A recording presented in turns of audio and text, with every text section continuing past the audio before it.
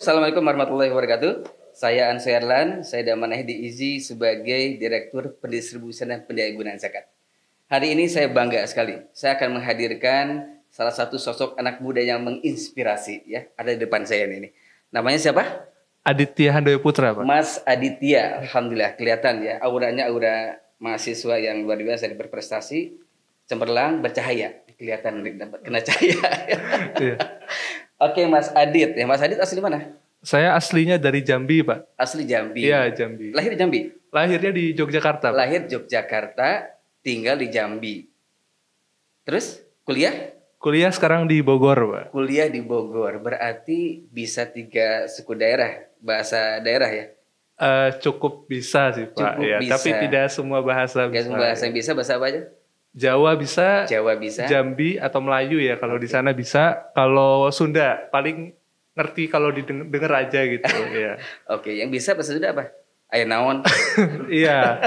Jawa, karena di Bogor itu jarang yang pakai bahasa Sunda, Pak. Oh, oke. Iya. Kota ya? Pakai lo gue gitu ya. Oh, Iya. oke. Ke Jakartaan. Oke. Lahir di Jogja, tinggal di Jambi, kuliah di Bogor. Bogor. Iya. Rencana istri orang mana?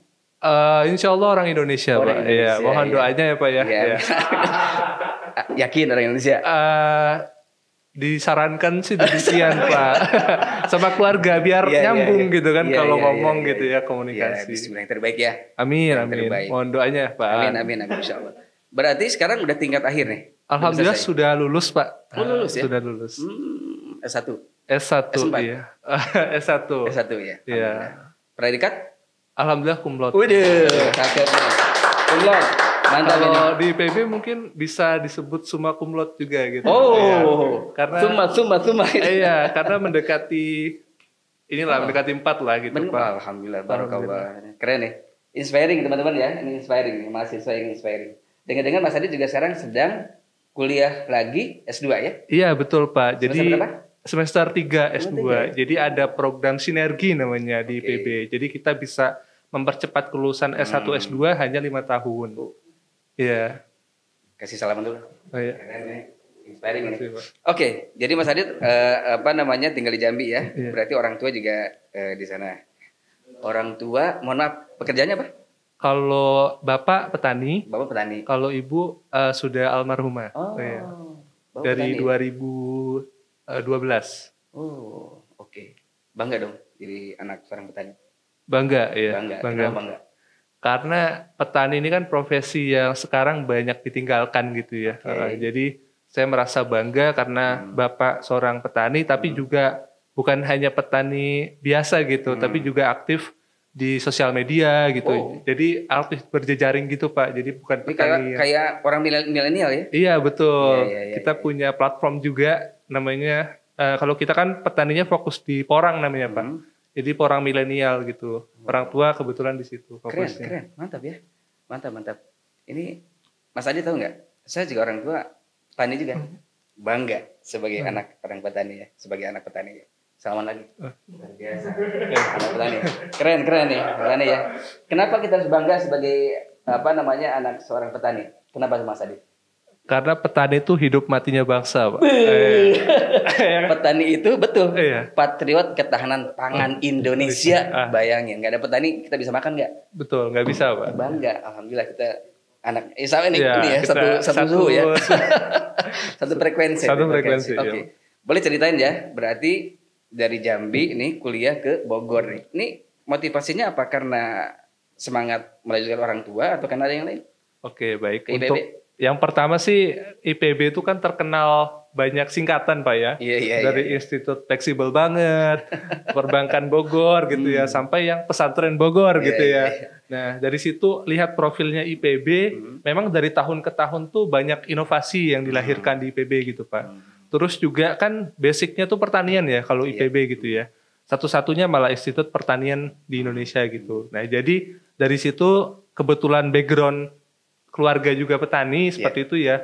Dan sebenarnya pengen melihat pertanian di Indonesia tuh bagaimana sih ke depan gitu loh.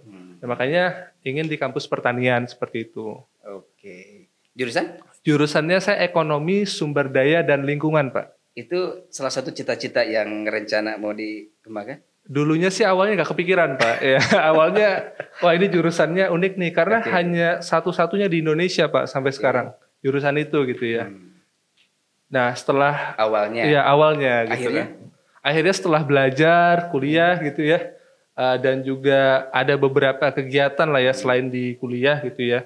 Akhirnya ternyata ini adalah jurusan yang diharapkan di masa yang akan datang gitu. Karena kita punya 3 fokus, ekonomi pertanian, ekonomi sumber daya alam, sama ekonomi lingkungan Pak. Jadi bagaimana tidak hanya melihat pemanfaatan sumber daya, lingkungan di masa yang sekarang, tapi juga di masa yang akan datang. Kalau dilihatnya itu namanya keberlanjutan ya kalau kita sering berarti emang relate ya? Relate dengan punya visi, punya harapan atau punya cita-cita ke depan Mas Adit? Iya, sangat relate sih Pak. Kalau cita-cita saya, waduh, amin Pak. Atau gubernur dulu ya.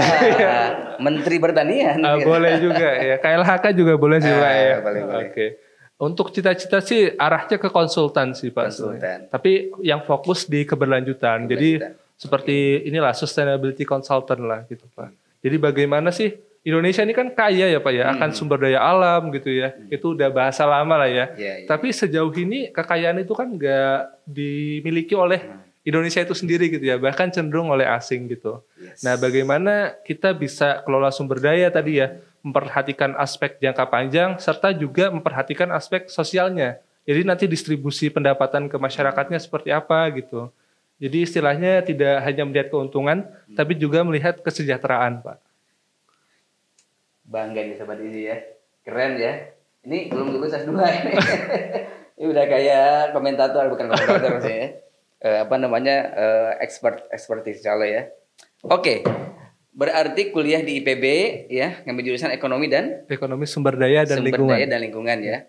Oke, selama ini pembiayaan kuliah dari mana?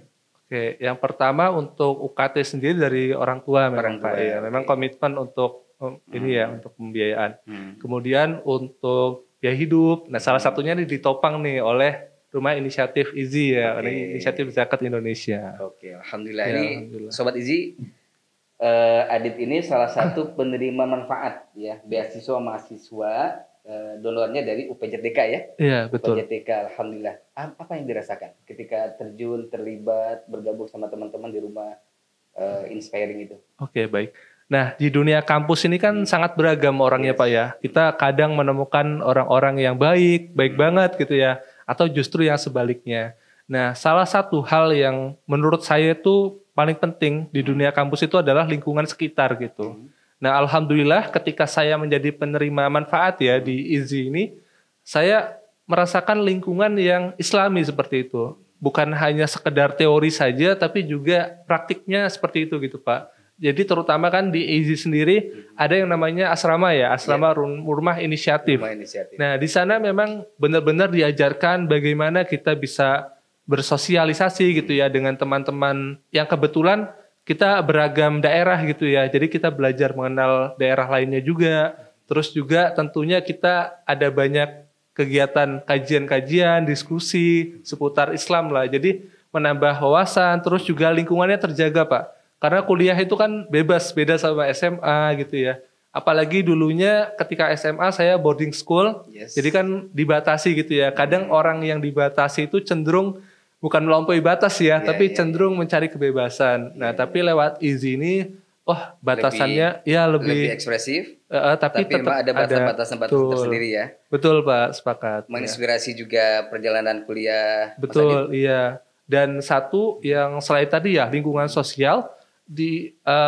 Pernah salah satu ustadz memang kita rutin kajian pekanan ya dengan salah satu ustadz di mana beliau menyampaikan untuk menginspirasi untuk kita tuh tidak hanya fokus di kita saja gitu tapi juga kita harus menginspirasi orang lain secara sosial.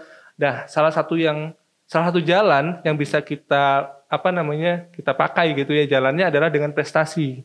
Ketika kita punya prestasi, kita bisa menginspirasi orang lebih luas lagi gitu. Artinya omongan kita bisa lebih didengar, kita bisa lebih dilihat lah dibanding kita tidak memiliki prestasi seperti itu Pak. Mantap ya, keren ya. Beri tepuk tangan buat Adit nih, keren nih, mantap. Oke, dengan prestasi berarti ada banyak prestasi ya. Yang selain tadi yang cum laude itu, Teman-teman kembali semua atau ke laut? Ke laut. Oke, selain apa namanya tadi prestasi akademik, ada apa lagi yang boleh diceritakan? Ini jadi inspirasi ya buat teman-teman sobat Izi ini. Baik, kalau di total ya Pak ya, selama kuliah di IPB sih. Berarti banyak ini. Ya, alhamdulillah sih sudah di atas 20-an prestasi sih Pak. Ya, baik di ya. Mantap. Memang kebanyakan prestasinya ya sesuai dengan jurusan saya sih Pak ya. Jadi kita baik itu mulai dari penelitian, mulai dari pemberdayaan masyarakat, termasuk kewirausahaan sosial juga. Itu beberapa saya selama kuliah itu memperoleh 7 proyek pendanaan, Pak. Ya. Dari mana aja? Ada yang dari Kementerian Pendidikan, ada yang dari perusahaan juga lewat CSR, ada juga yang dari IPB. Itu semuanya lebih ke apa? Ke penelitian ilmiah atau lebih ke Komdev atau apa? Kebanyakan ke Komdev sih, Pak. Community Development seperti itu. Dan memang fokusnya karena arahnya ke lingkungan ya Pak ya. Kebetulan kami beberapa inovasi itu terkait dengan pengelolaan sampah terutama, baik yang organik maupun yang anorganik. Pernah juara berapa? Kalau pernah dulu makan berarti ya? Oke, pernah. Juara berapa? Jadi ada satu lomba Pak, itu kalau kita tahu kan PKM ya, PKM mungkin udah banyak yang tahu ya. Nah tapi ada satu lagi lomba yang namanya itu program penguatan kapasitas Ormawa. Itu baru tahun Ormawa organisasi kemahasiswaan betul. Jadi bagaimana organisasi kemahasiswaan itu bisa berkontribusi di masyarakat, bukan hanya sekedar program kerja, tapi memang menghasilkan output maupun outcome terkait dengan pemberdayaan masyarakat. Maksudnya pasti akan kembali ke masyarakat. Iya betul, karena arahnya ke situ. Dimulai dengan nikah dulu gitu. Iya betul Pak. Itu bisa jadi pengantar sih ya. Pengantar atau penyemangat? Dua-duanya Pak ya. Apalagi kalau ketemu kembang desa Pak ya. Tapi belum sih. Belum. Itu tujuan. Itu tujuan ke terakhir Pak. Ya. Nah, jadi di program penguatan kapasitas Ormawa tahun lalu ya Pak ya, itu ada 600-an ya, 300-an Ormawa se-Indonesia yang didanai. Nah, dari itu dilombakan ya. Dari 300-an itu ada 75 finalis. Dari 75 finalis ini memperebutkan 5 kategori. Jadi dibagi beberapa kelas Pak ya. Nah Ormawa saya ini alhamdulillah kami sapu bersih semua 5 kategori Pak. Ya? Terbaik satu dari semua. 5 itu berarti IPB semua? IPB semua. IPB sudah 2 kali juara umum. Kebetulan di tahun 2021 juga Ormawa kami, kebetulan saya ketua pelaksananya, itu dapat 3 penghargaan. Kami atau Mas Adit? Kami bertim gitu Pak. Bertim. Ya, tim itu kan ada ketuanya, ada anggotanya. Mas Adit jadi sebagai apa? Jadi ketua Pak. Jadi ketua tim. Di situ melatih leadership juga. Jadi dulu saya berpikir ikut lomba itu apakah jangka pendek atau jangka panjang sih sebenarnya gitu ya. Karena kan lomba habis juara selesai gitu. Tapi di program-program seperti ini, ketika kita tuh bukan hanya berpikir tentang menang kalah, tapi kita juga berpikir bagaimana program ini bisa diterima di masyarakat gitu. Jadi bukan hanya menyentuh level atas, tapi juga level bawah. Kayaknya niat itu sebetulnya. Niat itu yang mendorong Mas Adi dan tim itu layak untuk mendapatkan something begitu ya. Sesuatu yang keluar dari dalam, keluar dari dalam, niat yang kuat begitu ya, bahwa bukan sekedar ingin juara, tapi ingin memberikan something ya, sesuatu untuk masyarakat lebih luas. Mungkin itu tuh yang menjadi ya asbab ya, penyebab teman-teman jadi layak mendapatkan sesuatu ya, prestasi. Keren. Oke, yang terbaik dari sekian banyak itu mana yang paling berkesan? Nah, jadi di antara 20-an prestasi itu ya Pak ya, itu di satu lokasi Pak sebenarnya. Kita punya desa binaan dari tahun 2021 dan saya mengawal terus dari 2021 itu, dan segala lomba-lomba baik itu riset, pengabdian masyarakat maupun kewirausahaan itu muaranya dari desa itu. Jadi memang desa itu punya beberapa problem, namanya itu Desa Cibanteng, itu di lingkar kampus IPB Pak. Ring 1 ya. Iya. Dan dari situ kita menemukan ada banyak permasalahan nih. Tapi permasalahan-permasalahan ini tidak bisa diselesaikan dengan satu program saja atau dengan 6 bulan, 1 tahun gitu, bukan. Tapi bahkan sampai sekarang sudah 3 tahun ini Pak kita berjalan di sana ya. Ya alhamdulillah kita mendapatkan beberapa sponsor juga, pendanaan dari kampus, dari kementerian maupun dari perusahaan seperti itu. Nah, dari situ menurut saya itu memberikan kesan terutama apa yang dirubah, terutama perubahan masyarakat, Pak. Ya. Jadi yang awalnya mereka itu ketika kita datang dianggap sebagai tamu ya. Wah, ini mah mahasiswa paling KKN dan sebagainya, setelah itu pulang gitu kan. Tapi setelah lambat laun 6 bulan sampai setahun kita mulai diterima nih sama masyarakat. Mereka merasa bahwa wah, ini benar-benar mereka ingin membantu kita seperti itu. Proses panjang ya. Prosesnya panjang, Tidak Pak. mudah. Mulai dari empathize ya, menggali simpati masyarakat, kita yang melihat karakter masyarakat, keinginannya apa, baru kita berintervensi. Betul. Tapi nggak berhenti di situ ya. Iya. Nggak langsung ujuk-ujuk berubah ya. Betul. Ada tantangan. Yang terbesar apa masyarakat kalau ketemu masyarakat? Kalau tantangan terbesar itu merubah mindset sih, Pak. Ya, karena mereka kan bisa saja ya sebelum-sebelumnya sudah ada program, sudah ada mahasiswa, tapi bisa jadi mindset yang ditumbuhkan mahasiswa ke masyarakat itu kurang baik gitu. Nah, itu yang kadang sulit. Apalagi masyarakat suburban ya, bukan masyarakat pedesaan yang mungkin ketika kita datang disambut baik gitu ya. Kalau masyarakat perkotaan mungkin cenderung kurang sosialnya kurang gitu, Pak. Nah, di situ juga jadi challenge untuk kita sih. Keren ini. Ini cerita kita nih di podcast hari ini ya. Teman-teman, ini banyak sesuatu yang menginspirasi. Ya, menginspirasi terkait dengan perjalanan beliau, kemudian juga latar belakang keluarga beliau, itu memberikan motivasi yang dahsyat ya, sampai beliau cum laude sekarang, walaupun belum wisuda, tapi sudah bisa mendapatkan kesempatan S2 juga ya. Iya, S2 juga, sekarang semester 3 ya. Semester 3, sudah 3. Bekerja juga, Pak. Sudah bekerja juga? Iya, sambil bekerja. Alhamdulillah, tahap lagi ini, 24, usia 24 ya, sudah bekerja. Siap ya. Ganteng juga, tinggi dari saya. Promosi ya. Promosi, boleh Pak. Siapa tahu kan? Siapa tahu. Oke, Mas Adit. Terkait dengan lini. Ini terkait dengan terkait dengan perjalanan tadi ya. Banyak prestasi yang kita dapatkan, banyak sebab melahirkan prestasi tadi. Kira-kira Mas Adit sendiri setelah di kampus, next ya, berikutnya rencananya mau seperti apa? Oke, baik. Kalau untuk rencana sendiri pasca kampus setelah selesai studi S2 ya, rencananya saya akan melanjutkan S3 gitu mungkin. Oh iya, sekarang sambil mempersiapkan diri. S2 di IPB juga? S2 di IPB, S3-nya harapannya bisa keluar negeri, Pak. Okay. Ya. Apa rencananya? Rencananya di ini sih Pak, environmental management sih Pak, atau polisi mungkin di Wageningen kalau dapat. Itu kayaknya saya pernah baca salah satu yang dapat apresiasi juga ya. Sempat diapresiasi, sempat dilombakan juga? Betul, iya. Apa itu?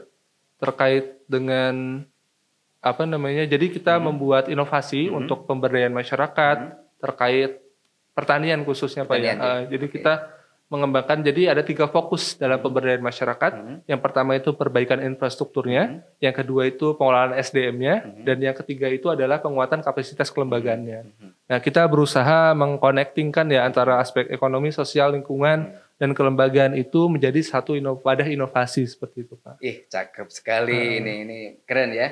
Ya teman-teman ini sudah bisa jadi salah satu narasumber ya kalau kita undang kemana-mana nih terkait dengan Komdev ini ya. Keren. Oke, saya mau ngasih challenge ya.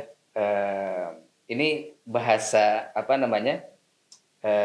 ini diterjemahkan sama Mas Adit, kira-kira arahnya kemana? 1 kali aksi lebih baik daripada 1000 narasi. Dalam challenge-nya dalam bentuk apa Pak? Jawaban. Oh, jawaban. Oke. Kemudian samplingnya seperti apa? Oke. 1 kali aksi lebih baik daripada 1000 narasi. Oke, baik. Ini challenge yang sangat men-challenge ya Pak ya. Oke. Oke. Nggak ada skenario ya? Mohon maaf. Ini tidak ada di skenario sebelumnya. Iya. Oke.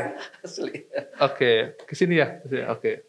1 kali aksi lebih baik dari 1000 kali narasi Pak ya. Mungkin saya ambil contoh yang berkaitan dengan skripsi saya Pak ya. Jadi skripsi saya tuh bagaimana sih masyarakat di tingkat terendah di level desa gitu ya, itu bisa berkontribusi dalam mendukung perubahan untuk adaptasi perubahan iklim. melalui pembangunan rendah karbon namanya. Oke. Ya. Jadi di Indonesia tuh udah banyak banget gitu ya. Ini saya agak semi formal gak apa-apa Pak ya. Dari tadi kan semi formal. Oh iya ya. Siapa tuh anak muda kan yang nonton gitu kan. Jadi biar lebih masuk gitu ya. Jadi banyak banget di Indonesia itu narasi-narasi tentang perubahan iklim gitu ya Pak ya. Wah, kita tidak boleh membuang sampah, kita tidak boleh menebang pohon gitu ya. Atau kita tidak boleh berpolusi lah seperti itu ya. Banyak kerusakan lingkungan gitu ya. Bahkan kalau kita lihat ya, itu yang menyampaikan itu kebanyakan dari top level gitu. Iya, konsep aja. Iya, konsep aja kebanyakan gitu. Lebih dari 1.000 kali kalau itu. Iya, mungkin seratusan ribu ya Pak ya. Dan anak muda ini kan punya banyak inovasi gitu ya. Kadang saya berdiskusi dengan teman-teman, banyak yang mereka tuh punya narasi yang bagus sebenarnya. Mereka punya konsep, inovasi, dan lain-lain yang ketika diwujudkan, ketika didukung, ini sepertinya akan menjadi sebuah solusi untuk masyarakat. Tapi banyak banget narasi-narasi itu yang hanya sampai pada disusun, diedit, diposting, di-share. Udah sampai situ saja gitu. Kan kalau kita berbicara tentang output, mungkin ada outputnya nih. Bentuk reels atau bentuk postingan dan lain-lain ya Pak ya. Tapi ketika kita berbicara tentang outcome, tentang dampak ke masyarakat gitu ya, udah sejauh mana sih dampak ke masyarakat? Emang dari postingan yang kita berikan itu sudah sampai mana tahapnya ke masyarakat? Mungkin itu juga, ya itu nggak salah ya Pak ya. Artinya kan ada tahap-tahap ya Pak ya. Tapi yang terpenting adalah bagaimana kita bisa berkontribusi langsung gitu. Misalnya kita di lingkungan sekitar aja lah, kita masih ada sampah nih yang berserakan dan lain-lain, kita juga ikut gitu loh, ikut membersihkan, ikut berdiskusi dengan RT atau RW setempat untuk terlibat langsung gitu. Ikut gotong royong. Kadang kan kita agak jauh ya dari masyarakat gitu ya. Nah, itu mungkin yang perlu kita lebih giatkan lagi gitu ya. Kalau saya boleh kutip salah satu bukan semboyan sih, moto ya, moto salah satu kampus ya Pak ya. Itu mengakar kuat menjulang tinggi. Iya. Kayak itu, Mas Adit dong tinggi ya.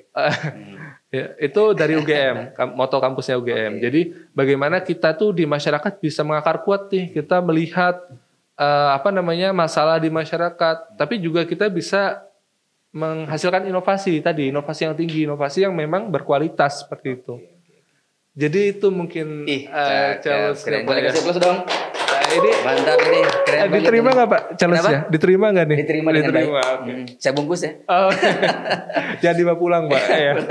Jadi teman-teman sekalian, rekan-rekan Sobat Easy ya. Jadi ini quote yang sangat baik bahwa narasi itu baik ya.